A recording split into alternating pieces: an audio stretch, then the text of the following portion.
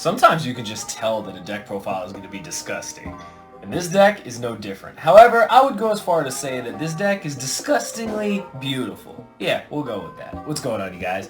Slim here to give you guys the profile you guys have been asking for since the very release of Battle of Legends and the release of the Numeron cards, and that is Altergeist Numeron. I know, it just sounds so gross putting those two decks together, but hey, it works. It wasn't enough to give them 3 multi-fakers, but add the Numeron cards in there, add Zexal in there, and you've got just one absolutely crazy deck concept. But as always, if you guys are new here, consider subscribing, hit that notification bell. You guys will be notified whenever I upload. You'll also be notified when I stream over on Twitch. Link is in the description. Like I said, streams will be coming back hopefully sooner than later. And as always, if any cards you see here you feel like purchasing, consider using my TCG Player link. It's in the description below. A portion of what you spend goes back to the channel. It helps me out, and I really do appreciate it. So, Altergeist, man, you guys saw my regular Altergeist profile. Clean and to the point. 3 fakers. Well, guess what? Now you can just replace a couple cards with the Numeron engine. And guess what you get? You get a Utopic Zexal in addition to all the other Altergeist stuff.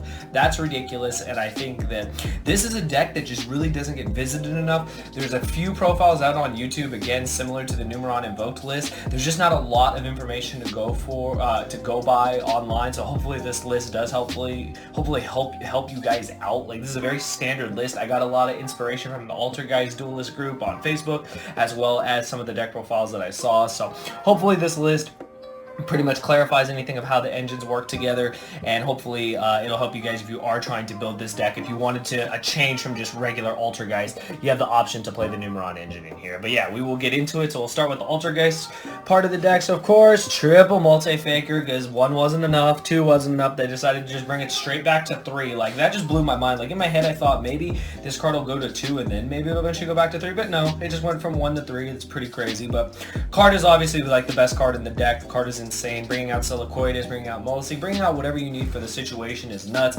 This and Imperm happens so much, and it's literally like an FTK in this deck, so it's pretty crazy. I think as long as fakers at 3, Altergeist are definitely going to still do really well. They were doing well with 1 faker. Now they've just upped their consistency, so the deck's going to do even better. My favorite Altergeist, because I do have a favorite one, is Molossi. I love the color blue. Pretty obvious, but Molossi is an amazing card. Obviously, going first, you can turn into Link Repo, search your multi-faker. You can also go second and just start cracking into a board with its effect. It gets rid of a card. I think this card's really, really good. I feel that these are the 2 Altergeist monsters you need to play at 3. Really doesn't need any explanation. They're just the best ones. One of the changes I did make from the regular Altergeist build is I did drop down to 2 Marionetters. So in the regular build, I 100% feel you need to play 3. However, this deck, believe it or not, to keep it at 40 is kind of hard, and that's why it took me a while to get this list to you guys. I really had to figure out, okay, how do I do this? How have other players done this? Talked to a couple people, watched a couple profiles, and saw that, yeah, the majority of them were dropping Marionetter to 2. So while Marionetter is a great card, obviously, like in the late game, like being able to use its effect to swap out with my multi-faker and get some effects going, all it really does as a normal summon is just set you a protocol or a manifestation. Now, while that's really strong going first, I feel that making a Zexal is just better, so a lot of times you kind of want to reduce your normal summons, and I still value Molossi as a better normal summon. That's just my personal opinion. If you do want to play 3, by all means, go ahead, make the deck 41, or make a change in here that you don't care for and play through Marionetter. But in this particular build, I felt that 2 copies does the job, and it's been perfectly fine. I haven't had any issues with it at all.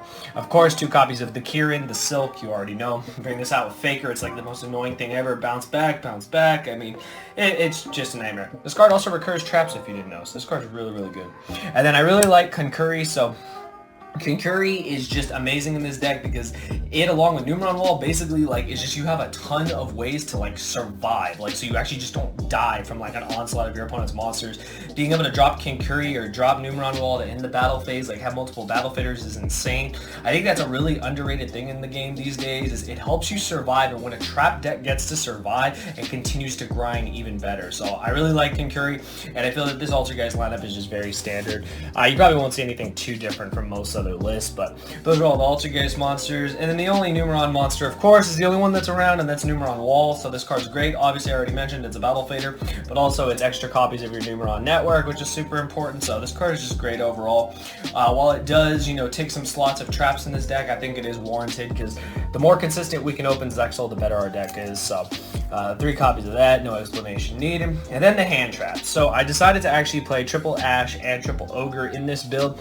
I thought about all different kinds of hand traps. Obviously we play Imperm, but for the regular monster hand traps, I looked at everything, and honestly I wanted Ash. Against the most generic. I feel like you're going to use it across the spectra of games you'll play. You're going to Ash something more times than anything. And I decided to play Ogre for the fact that we will be in Dogmatica format soon. I think Ogre is really good though right now for all the Numeron decks, because for all the players that are going to build Dogmatica, me being one of them, there's also the players that are not going to build it. They're going to play their Numeron decks. They're going to play their trap-based strategies with Numeron, and you know what? Ghost Ogre is like the only effective card against that strategy, so I think it's really, really good. I think Ogre's just really good if you know what to Ghost Ogre. If you know the matchup, you know where to Ghost Ogre, I think the card is really valuable. And for the current format right now, before Rise comes out, I think these are the best hand traps to play. This might change to Valor, this might change to who knows what, but I think right now Ogre is still warranted because you need to have an out to the Numeron cards, and it's the best one that you can possibly play. So that is it for the monsters. It's more monsters than usual, but it's more hand traps. You add the Numeron walls, you see how fast the monster lineup counts up. But on to the spells. I am still playing triple pot of Extrav. I think this is necessary. I think most players think like you shouldn't play Extrav in like this or Guru Numeron, and I actually disagree. I think this card's really important. It's really warranted.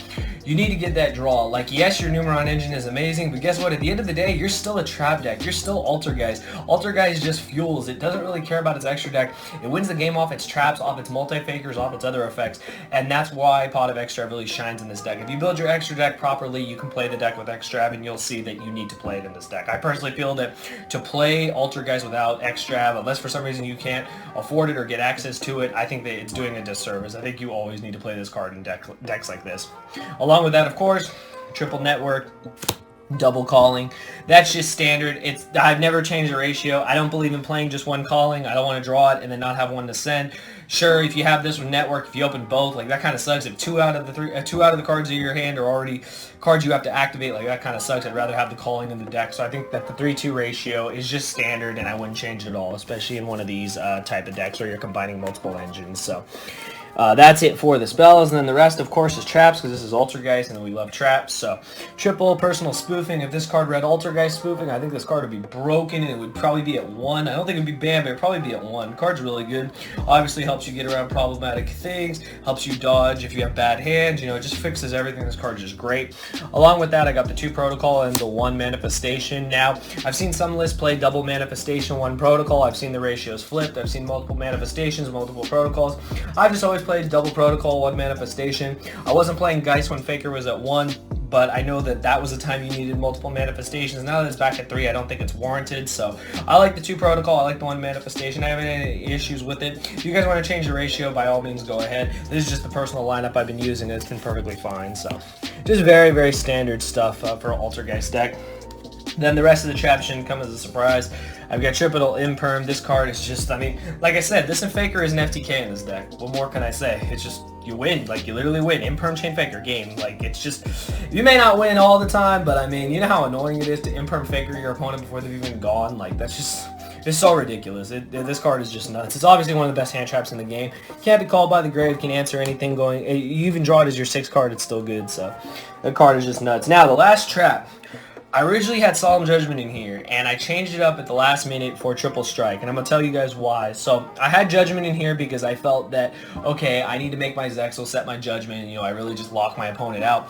Whereas, like, with Guru, it's different. You know, you have Fiendish, you have other negates. But then I looked at what Judgment really does for me. Judgment was basically a card to answer Lightning Storm and back row removal, but if you look at the format, most decks aren't main decking those cards. They're not main decking Evenly or main decking Lightning Storm.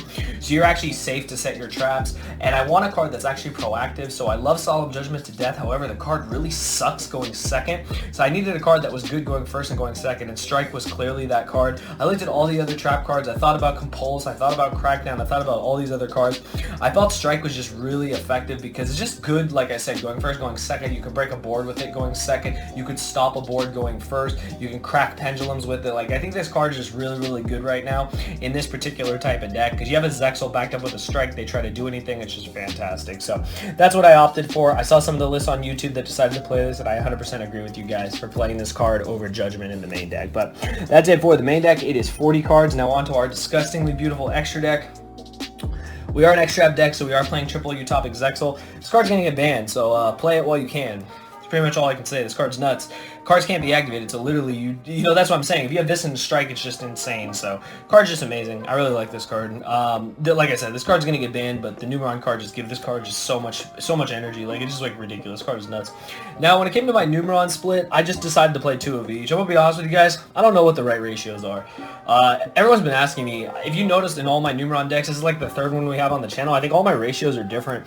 It's really hard to say what is the right ratio. I mean, if you guys know, let me know in the comments below. If you guys know what the right ratio is, because I really just don't. I just felt like 2 of each gets the job done. If I extra away 6, I could still hopefully play. So hopefully this is the right ratio for this deck. Like I said, if you don't agree with it, play whatever ratio you want. Maybe you want to cut one of the 4s. I don't know. I decided not to play C1. It just wasn't necessary in this particular deck because we do need to play other extra deck cards. But this is the ratio I went with. I've been perfectly fine with it in testing. I haven't really banished anything that hurt too much. So if you open extra with network, like, it's just insane. So you get the pluses, plus you can still make Zexal. So this ratio has been fine. But like I said, if you have any changes to it, by all means make them.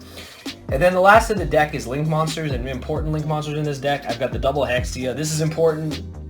You just need it. Obviously, we're not comboing with this deck, so you don't need Link Ross or anything like that. Hexia is just a really good Link monster, and while I wanted to play 3, there just wasn't enough room. Like I said, you could change the Numeron engine around if you want to play like a 3rd Hexia, so you don't risk banishing it.